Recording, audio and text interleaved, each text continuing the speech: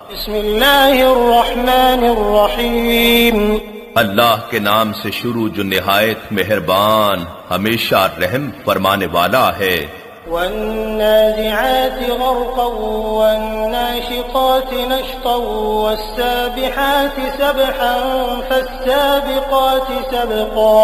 اللہ کے نام سے شروع جو نہایت مہربان ہمیشہ رحم فرمانے والا ہے۔ ان فرشتوں کی قسم جو کافروں کی جان ان کے جسموں کے ایک ایک انگ میں سے نہایت سختی سے کھینچ لاتے ہیں، یا توانائی کی ان لہروں کی قسم جو مادہ کے اندر گھس کر کیمیائی جوڑوں کو سختی سے توڑ پھوڑ دیتی ہیں، اور ان فرشتوں کی قسم جو مومنوں کی جان کے بند نہایت نرمی سے کھول دیتے ہیں، یا توانائی کی ان لہروں کی قسم جو مادہ کے اندر سے کیمیائی جوڑوں کو نہایت نرمی اور آرام سے توڑ دیتی ہیں، اور ان فرشتوں کی قسم جو زمین و آسمان کے درمیان تیزی سے تیرتے پھرتے ہیں، یا توانائی کی ان لہروں کی قسم جو آسمانی خلا و فضا میں بلا روک ٹوک چلتی پھرتی ہیں،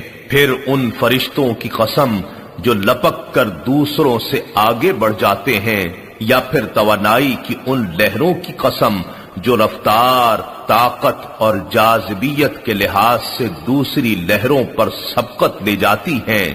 فالمدبرات امرا يوم ترجف الراجفة تتبعها الرادفة۔ پھر ان فرشتوں کی قسم جو مختلف امور کی تدبیر کرتے ہیں، یا پھر توانائی کی ان لہروں کی قسم جو باہمی تعامل سے کائناتی نظام کی بقا کے لیے توازن و تدبیر قائم رکھتی ہیں، جب انہیں اس نظام کائنات کے درہم برہم کر دینے کا حکم ہوگا تو اس دن کائنات کی ہر متحرک چیز شدید حرکت میں آ جائے گی، پیچھے آنے والا ایک اور زلزلہ اس کے پیچھے آئے گا۔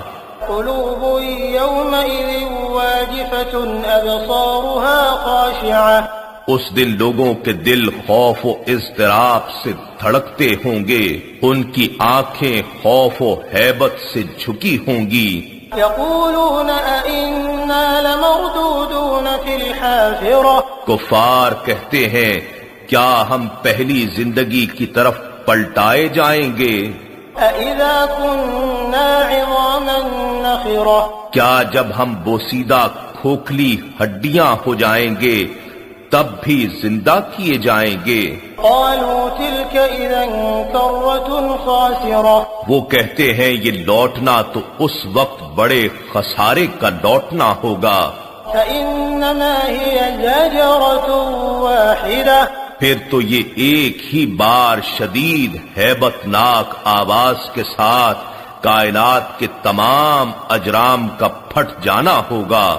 فإذا هم بالساهرة۔ پھر وہ سب لوگ یکا یک کھلے میدان حشر میں آ موجود ہوں گے۔ هل أتاك حديث موسى۔ کیا آپ کے پاس موسیٰ علیہ السلام کی خبر پہنچی ہے؟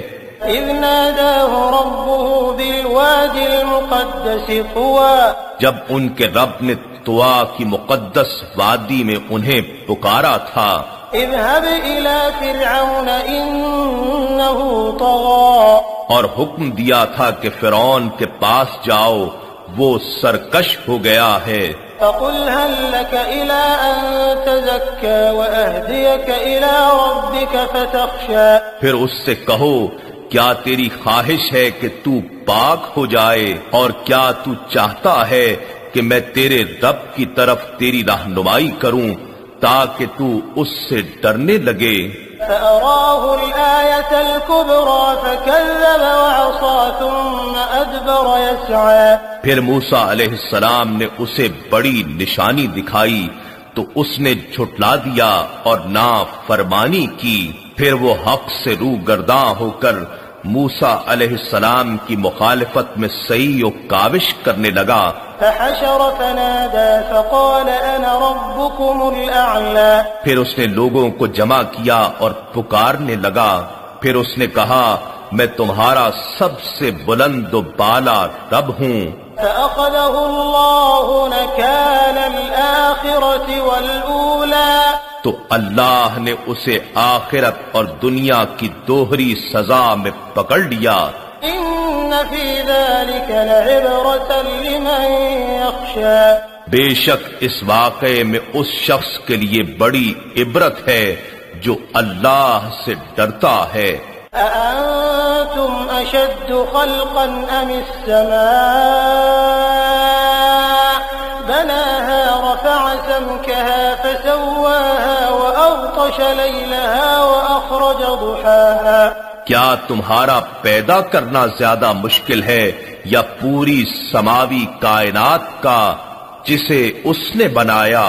اس نے آسمان کے تمام کروں ستاروں کو فضائے بسیط میں پیدا کر کے بلند کیا، پھر ان کی ترکیب و تشکیل اور افعال و حرکات میں اعتدال، توازن اور استحکام پیدا کر دیا، اور اسی نے آسمانی خلا کی رات کو یعنی سارے خلائی ماحول کو مثل شب تاریک بنایا، اور اس خلا سے ان ستاروں کی روشنی پیدا کر کے نکالی۔ والأرض بعد ذلك دحاها أخرج منها ماءها ومرعاها، اور اسی نے زمین کو اس ستارے سورج کے وجود میں آ جانے کے بعد اس سے الگ کر کے زور سے پھینک دیا اور اسے قابل رہائش بنانے کے لیے بچھا دیا۔ اسی نے زمین میں سے اس کا پانی الگ نکال دیا اور بقیہ خشک قطعات میں اس کی نباتات نکالی۔ والجبال أرساها متاعا لكم ولأنعامكم، اور اسی نے بعض مادوں کو باہم ملا کر زمین سے محکم پہاڑوں کو ابھار دیا، یہ سب کچھ تمہارے اور تمہارے چوپایوں کے فائدے کے لیے کیا۔ فإذا جاءت الطامة الكبرى، پھر اس وقت کائنات کے بڑھتے بڑھتے اس کی انتہا پر ہر چیز پر غالب آ جانے والی بہت سخت آفت قیامت آئے گی۔ يوم يتذكر الإنسان ما سعى، اس دن انسان اپنی ہر کوشش و عمل کو یاد کرے گا، وبرزت الجحيم لمن يرى، اور ہر دیکھنے والے کے لیے دوزخ ظاہر کر دی جائے گی۔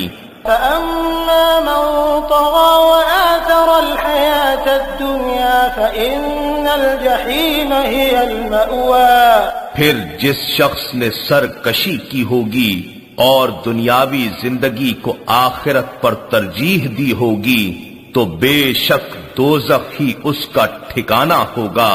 وأما من خاف مقام ربه ونهى النفس عن الهوى فإن الجنة هي المأوى، اور جو شخص اپنے رب کے حضور کھڑا ہونے سے ڈرتا رہا اور اپنے نفس کو بری خواہشات و شہوات سے باز رکھا تو بے شک جنت ہی اس کا ٹھکانہ ہوگا۔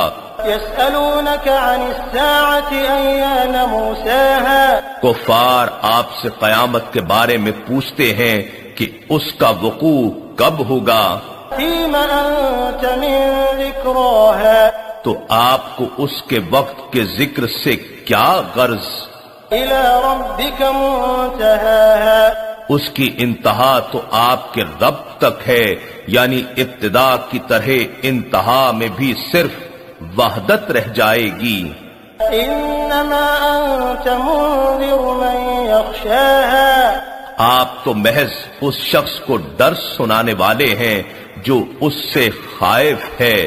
كأنهم يوم يرونها لم يلبثوا إلا عشية أو ضحاها، گویا وہ جس دن اسے دیکھ لیں گے تو یہ خیال کریں گے کہ وہ دنیا میں ایک شام یا اس کی صبح کے سوا ٹھہرے ہی نہ تھے۔